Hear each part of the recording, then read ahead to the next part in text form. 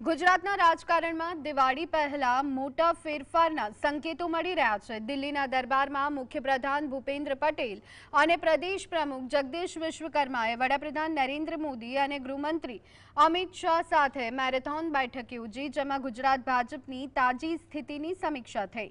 આ બેઠકો બાદ ગુજરાતમાં વધુ એકવાર નવું મંત્રીમંડળ અસ્તિત્વમાં આવે તેવી શક્યતા।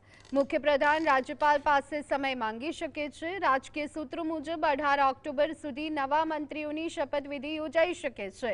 હાલના 16 મંત્રીઓના પ્રધાનમંડળનું વિસ્તરણ કરી 22 થી 23 મંત્રીઓનો સમાવેશ થાય તેવી શક્યતા, જેને ભાજપનું અત્યાર સુધીનું સૌથી નાનું મંત્રીમંડળ ગણવામાં આવે છે।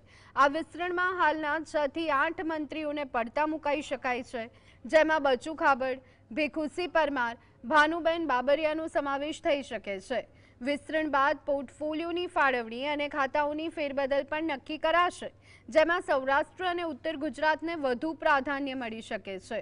દિવાળી પહેલા ફેરફાર થવા પાછળનું કારણ એ પણ માનવામાં આવે છે કે દિવાળી બાદના સ્નેહમિલન સમારોહમાં નવા મંત્રીઓ જનસંપર્ક સારી રીતે કરી શકે।